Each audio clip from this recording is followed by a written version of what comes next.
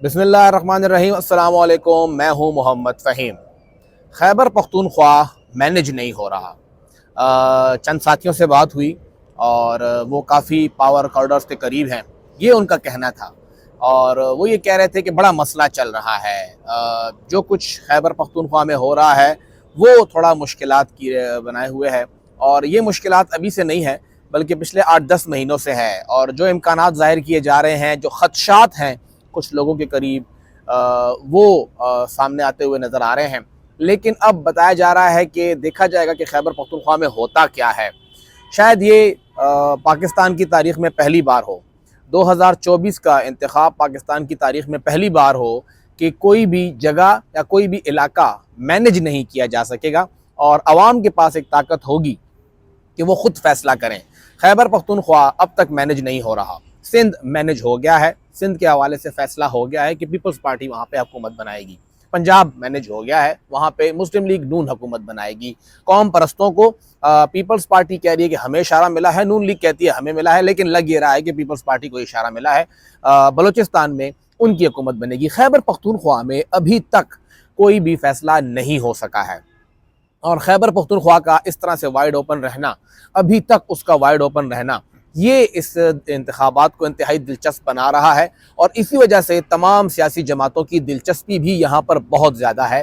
یہاں پر پاکستان تحریک انصاف سے بلے کا نشان لے لیا گیا ہے، لیکن وہ ابھی بھی یہاں پر موجود ہے، اس کی یہاں پہ سٹرینتھ موجود ہے۔ ان کے جو امیدوار ہیں انہوں نے یہاں پہ اپنے انتخابی نشان کا اتنا پرچار کر دیا ہے کہ انتخابی نشان تبدیل کرنے والے حیران ہو گئے کہ آخر یہ ہو کیا رہا ہے۔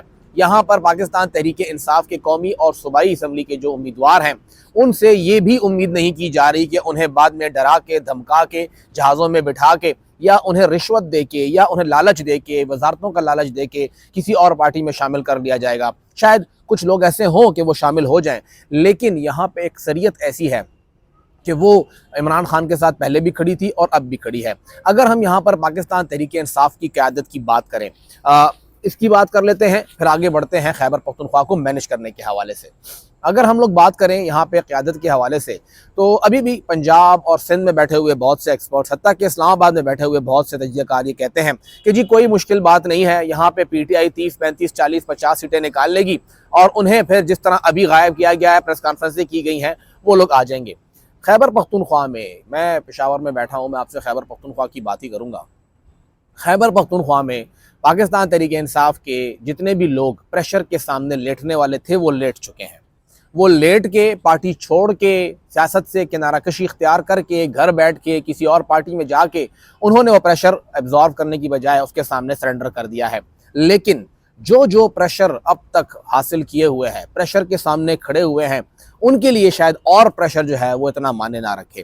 ابھی تک وہ ایک آزاد امیدوار ہیں، آزاد ہیں، عام شہری ہیں، ان پہ کیسز بنتے جا رہے ہیں اور انہیں مسلسل رگڑا لگایا جا رہا ہے۔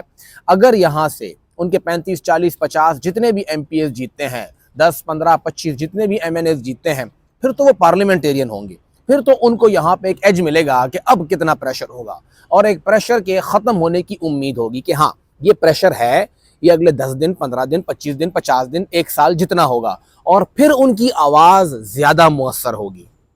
ایک پارلیمنٹیرین جب یہ کہے گا کہ جی مجھے غائب کیا گیا ہے، مجھ پہ پریشر ہے، مجھے کہا جا رہا ہے کہ یہ کرو، یہ کرو، یہ کرو، ہم نے دیکھا ہے کہ پی ٹی آئی کتنی ووکل ہے، تو اس کا اثر پھر پوری دنیا میں جائے گا، اور وہ اتنا آسان نہیں ہوگا اس کو سنبھالنا۔ تو یہ امید کرنا کہ اگر یہاں سے جتنے بھی لوگ جیتتے ہیں پی ٹی آئی کے، ان کو پریشرائز کر کے دوسری طرف لے جایا جائے گا، تو اتنا آسان نہیں ہوگا۔ ہاں اکا دکا 3، 4، 5، 10 لوگ ہوں گے، ان کے اوپر کام ہوا ہے، اور وہ آلریڈی ہو سکتا ہے کہ پلٹ بھی جائیں، لیکن اتنا آسان نہیں ہوگا۔ خیبر پختونخوا کو تھوڑا ہمیں پنجاب اور اسپیشلی پنجاب اور باقی ملک کے حوالے سے تھوڑا الگ دیکھنا پڑے گا۔ یہاں کے لوگوں نے ثابت کیا ہے، اسپیشلی پی ٹی آئی کے لوگوں نے، کہ ہم لوگ ان کی طرح نہیں ہیں، تھوڑا مختلف ہیں، زیادہ ریزیلینٹ ہیں، اور زیادہ مضبوط طریقے سے وہ اس پارٹی کے ساتھ کھڑے ہیں۔ خیبر پختونخوا میں اب فارمولہ کیا بن رہا ہے؟ مولانا فضل الرحمان صاحب کو کہا گیا ہے کہ جی آپ لگائیں اپنا زور اور بتائیں آپ کتنے سیٹیں نکالتے ہیں، اور آپ جیتیں اور بتائیں اگر آپ نے حکومت بنائی تو تھوڑا بہت جو ہم آپ کو سپورٹ کریں گے وہ کر لیں گے۔ خٹک صاحب کو کہا گیا ہے کہ ہم آپ کے لیے زور لگاتے ہیں، آپ حکومت بنائیں۔ اب دیکھنا یہ ہے کہ جو زور لگانے والے ہیں وہ کتنا زور لگاتے ہیں۔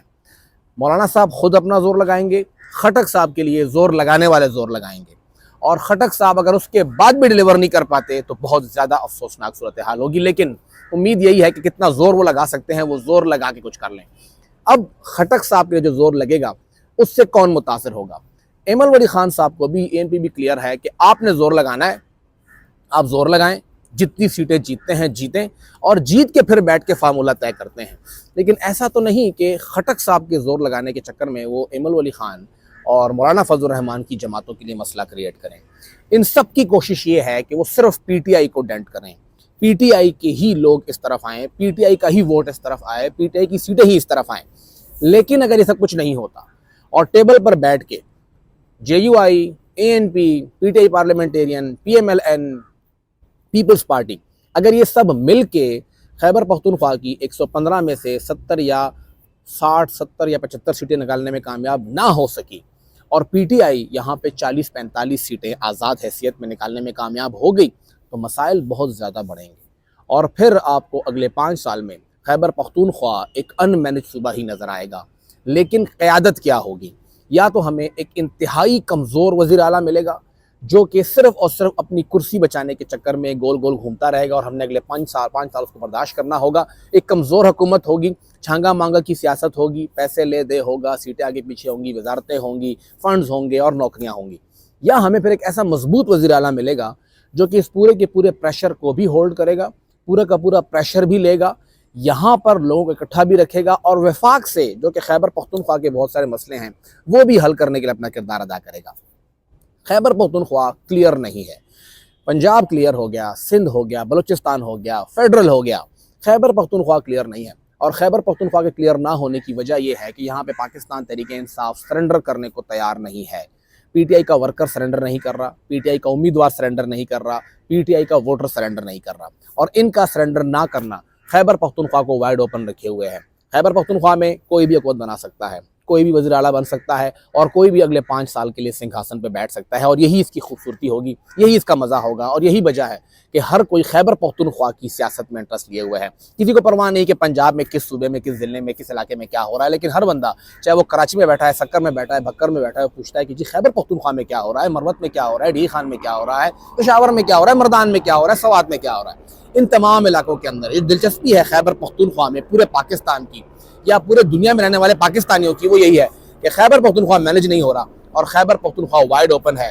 آئیں، خود کو ثابت کریں اور ووٹ لیں۔ خیبر پختونخوا کی عوام ہر اس بندے کو ووٹ کرے گی جو کہ ان کی آواز بنے گا اور ان کے لیے کام کرے گا، چاہے وہ مولانا صاحب ہیں، چاہے وہ ANP ہے، چاہے وہ خٹک صاحب ہیں، یا پھر وہ عمران خان ہے۔